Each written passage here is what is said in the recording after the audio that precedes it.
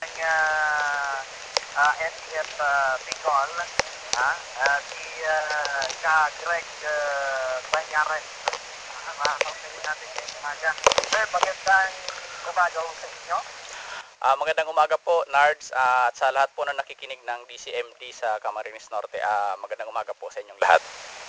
So, sir, kami ho, inahantay ho talaga namin yung inyong pagtawag sapagkat nais ho namin alamin sapagkat itong nakalipas kong araw o ng linggo ng madaling araw, isang insidente ho yung naganap, partikular sa bahagi ng Napaod sa bayan ho ng Tabo. Ito'y yung pagsalakay ng di umano'y mga miyembro ng PCC-NPA at manununod doon sa ilang mga equipment o heavy equipment at generator ng Buhay Top Mining Corporation sa barangay Napaod. Nais ko namin makumpirma positibo ba yung grupo, mga kasama doon ninyo, may nagagawa doon dito, sir?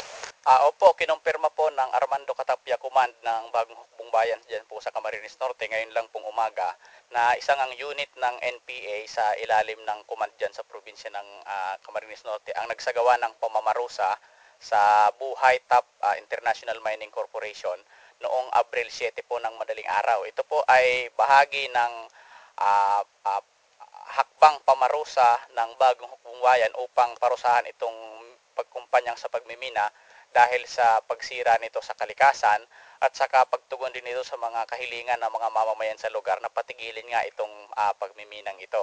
Ay alam nyo po ang National Democratic Front of the Philippines ay merong mga patakaran lalong-lalo na ipinagbabawal namin yung mga mapanira at mapandambong na mga dayuhang kumpanya sa pagmimina na walang inihahatid na benepisyo sa ating mamamayan o sa ating bansa bagkus ito ay nagreresulta sa malawakang pagsira ng ating kalikasan, pagkaubos ng likas yaman ng ating bansa na pwede sanang pakinabangan ng ating mga mamamayan sa sunod na mga panahon at saka nagdidisluka din ito sa buhay at kabuhayan ng mga mamamayan. Kaya ito yung naging dahilan ng Armando Catapia Command upang parusahan nga itong Buhay Top International Mining Corporation.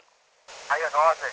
At maliban pa ho rito, doon sa inyong mga binabanggit na mga rason o kadahilanan, sinasabing itong nakalipas na buwan ho ng Pebrero, nakatanggap daw ho ng isang logo na merong karet at di umano, nagpapahiwatig daw ng panghingi o sabi nila extortion mula ho sa inyong grupo, Gagawin. Ito po ay isang kasinungalingan at malinaw na bahagi lamang ng paninira ng AFP laban sa Bagong Hukbong Bayan na nagpapatupad ng mga patakaran laban sa pagsira ng ating kalikasan. Hindi po ito may kaugnayan sa sinasabi nilang revolusyonaryong pagbubuwis, kundi ito ay bahagi ng pagpapatupad ng mga patakaran ng demokratikong gobyernong bayan na pangalagaan yung ating kalikasan. Kahit sa Mindanao, nakita natin noong mga nakaraang buwan, ito lang unang 3 buwan ng taong 2013, pinarusahan din ng mga NPA yung malalaking kumpanya doon sa pagmimina at mga plantasyon ng saging at pinya dahil sa pagsira sa kalikasan at hindi ito kaugnayan sa revolusyonaryong pagbubuwis. Palaging ginagamit yan ng militar yung sira na at gasgas ng linya na yan upang siraan yung revolusyonaryong kilusan. Ang ayaw lang mapahiya ng 902nd Brigade dahil yung pinangyarihan po ng insidente sa barangay Napaod, Labo ay mga 2 kilometers lang ang distansya mula sa brigade headquarters ng 902nd Brigade at palaging inaabot ng recon operation o ng pagpapatrolya ng militar yung lugar na yon. Kaya hindi nila nalaman na bigla sila kaya sinisiraan yung lehitimong hakbang na ito ng demokratikong gobyernong bayan sa pamamagitan ng Bagong Hukbong Bayan. Ayun. Oo, sir. And napabanggit din ho na ito sa mga tinitingang posibleng batay ho sa mga order that ito sa tinitingang posibleng dahilan daw ho ng inyong pagpapakita o paglabas sa loob ng eksesibong mga ganitong aktibidad dahil na daw sa nalalamig sa eleksyon. Nais daw hong magparamdam ninyo para doon sa ilang mga politiko natin.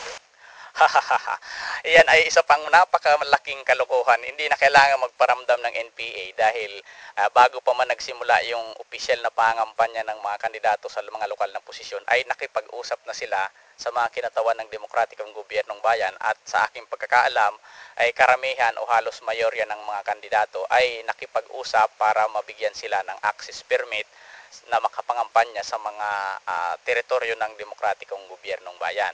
Kaya sabi ko nga sa mga pahayag, mga interview po sa akin, last quarter pa lang ng 2012 ay lumalapit na yung mga politiko na nakikipagkaibigan at kumikilala sa pulang kapangyarihang pampolitika ng demokratikong gobyernong bayan. Kaya ang mga tactical offensive naman na ito, lalo na yung pamamarusang ito dyan sa Buhay Top International Mining Corporation, ay talagang bahagi ito ng tungkulin ng ating hukbong bayan na pangalagaan ang interes ng ating mga mamamayang naghihirap at inapi, lalo na yung mga magsasaka at mga manggagawa at iba pang mga profesional na napipinsala ng patakaran ng gobyernong Aquino na buong layang pabiluhin yung mga kumpanya sa pagmimina sa bansa, yung mga plantasyon ng pinya, mais, mga pang-export na produkto upang dambungin ang likas na yaman ng ating bansa sa kapinsalaan ng ating kalikasan at ng mamamayan. Kaya wala itong kaugnayan sa sinasabi nilang eleksyon o kaya sa revolusyonaryong pagbubuwis. Hindi po ito pinapatawan ng revolusyonaryong buwis dahil nangangahulugan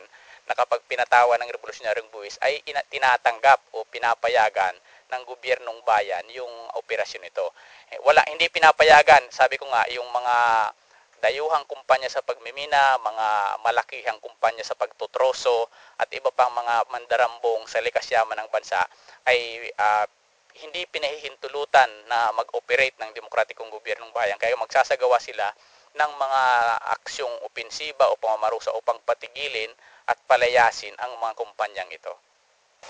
Ayun, Kagreg. And itong nakalipas na mga araw, mayroong ilang mga insidente ng hindi ko alam kung ambus, sabi mo ng Philippine Army, ambus o encounter doon hindi lang dito sa Camarines Norte, doon sa ilang lugar pa sa Region Bicol at iba pa rin ng ating bansa. Ito ba'y ibig sabihin nito ay pagpapakita ng inyong puwersa na kayo'y nananatiling nandiyan, Kagreg? Sabi ko nga, hindi yan pagpapakita ng puwersa, kundi talagang bahagi yan ng tungkulin ng NPA. Alam niyo po, merong programa ang Revolusyonaryong Kilusan na abutin yung itinatawag namin na estratehikong pagkapatas o strategic stalemate ng digmang bayan sa loob ng 5 taon o humigit pa. Kaya kailangan ng NPA na maglunsad ng mga tactical offensiva upang makakumpiska ng mas maraming armas para armasan ang dumaraming mga full-time ng NPA, yung pagbubuo ng mas maraming platoon, pagbubuo ng mas maraming kumpanya, kailangan ito ng mas maraming armas. At bahagi rin ito ng tuloy-tuloy na pagpapahina ng revolusyonaryong kilusan sa gobyernong Aquino na sinusuportahan ng AFP at PNP at ng gobyernong US.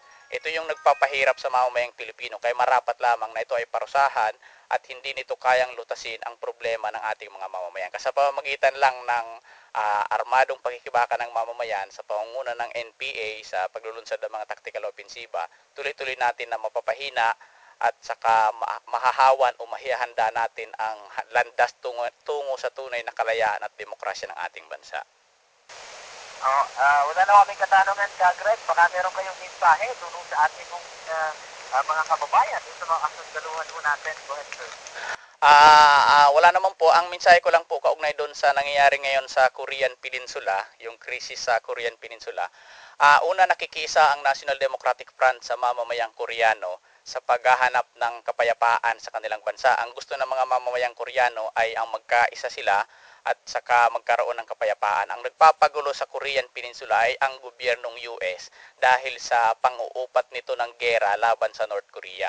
Ang North Korea po ay isang bansang malaya, isang soberanong bansa na nagtatanggol ng kanyang kapayapaan at ang pamunuan ng North Korea ay may malawak na suporta ng mamamayan. Ang may karapatan sila na magdepensa ng kanilang sarili, may karapatan sila na paunlarin yung kanilang kakayahan sa nuclear para sa pag-abante ng kanilang teknolohiya at bilang pandepensa na rin. Ang US ang gumagawa ng mga provokasyon sa North Korea tulad ng pagpapalipad nito ng B-2 stealth bomber na kaya magdala ng bombang nuclear sa bahagi ng Korea at saka yung military exercise na ginagawa nila ngayon sa South Korea dahil yung gobyerno rin ng South Korea ay puppet ng gobyerno ng US. Ito ay nagpapagulo sa sitwasyon. Kaya natural lang na ang North Korea ay mag-react at ipagtanggol, maghanda sa pagdidepensa ng kanilang kalayaan at ng kanilang bansa. Kaya kinukundi na rin namin ang gobyernong Aquino dahil pinayagan nito ang paglulunsad ng Balikatan 2013 exercises sa Central Luzon